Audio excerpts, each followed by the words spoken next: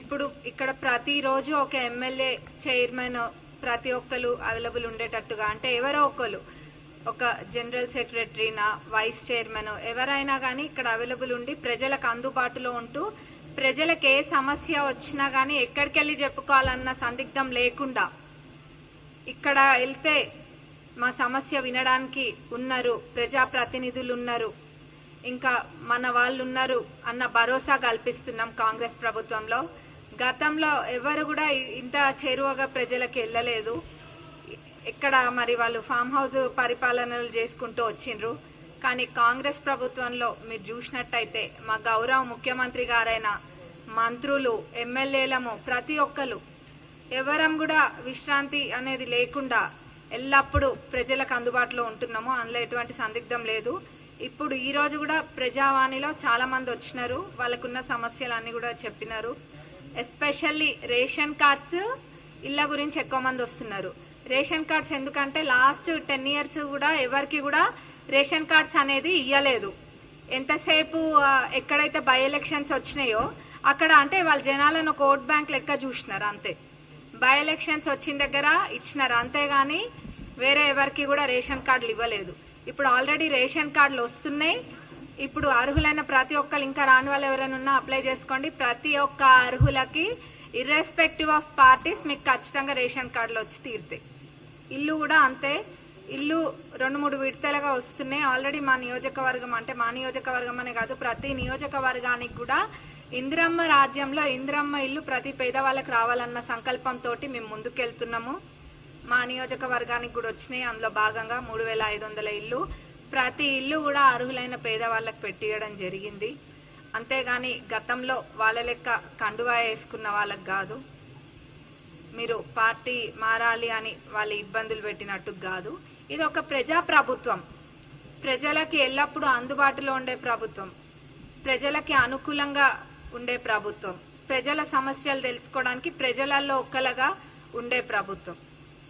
దానికి నిదర్శనము ఈ ప్రజావాణి అయినా కానివ్వండి, పాదయాత్ర అయినా ఏవైనా కానివ్వండి, అన్ని ప్రతి ఒక్కటి ప్రజలకు అనుకూలంగా ఉండే విధంగానే చేస్తున్నాము. ఫైనాన్షియల్ గా కూడా ఎన్ని క్రైసిస్ ఉన్నా గానీ ప్రజలకి మాట ఇచ్చినాము అని చెప్పి వాళ్ళకి చెప్పిన దానికన్నా ఒకటి ఎక్కువనే, అంటే ఏది ఉపయోగపడుతుంది ఎక్కువ ప్రజలకి అని చెప్పి పేదవాళ్ళకి ఆ విధంగా చేసుకుంటూ ముందుకెళ్తున్నాం.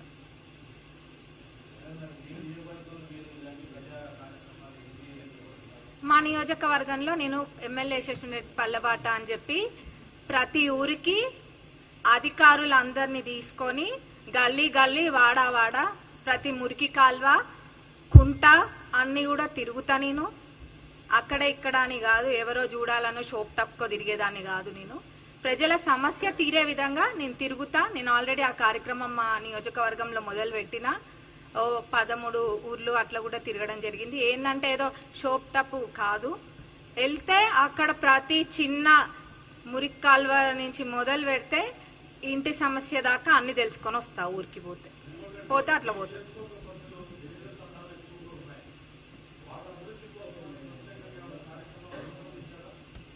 గిరిజనులకి ఎక్కువ ప్రాధాన్యత తప్పకుండా మా కాన్స్టిట్యున్సీలో ఇస్తాము. ఏది ఇదనే కాదు, ఏదైనా సిఆర్ఆర్ లో అయినా, ఎంఆర్ఆర్ లో అయినా, లేకపోతే గిరిజనులకి సపరేట్ కూడా ఫండ్ వస్తుంది.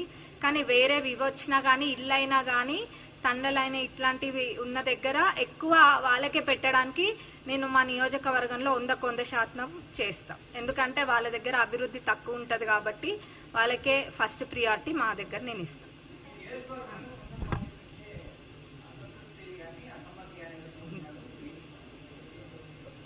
అసంతృప్తి లేదు, ఇంకేదో తృప్తి లేదు. అందరి తృప్తి కోసం వాళ్ళు అట్లా మాట్లాడుకుంటారు అంతే. దాని గురించి ఏముంటదండి. ఇప్పుడు ఏదో రాజకీయంగా ఎత్తులు జిత్తులు అట్లాంటివి చేసేనికి కూడా నాకు రాదు. డెవలప్మెంట్ గురించి నేను మాట్లాడతా, ప్రజలకు ఏమైనా సమస్య ఉంటే నేను చూస్తా, అది నా అజెండా. అంతేగాని ఎవరో ఏదో అనుకుంటున్నారు, ఎవరికో ఏదో కడుపు మంట వచ్చింది వాళ్ళకి అన్నది నాకు అనవసరం. మా పార్టీ ప్రతి కాంగ్రెస్ కార్యకర్తని కంటికి రెప్పలెక్క కాపాడుకుంటాం. వాళ్ళ మనసులో ఎవరికైనా చెడు ఉద్దేశం ఉన్నా గానీ, నన్ను ఎవరైనా తిట్టినా గానీ నా ఎదురుగాకి వస్తే అన్న బాగున్నారా అని అడుగుతా.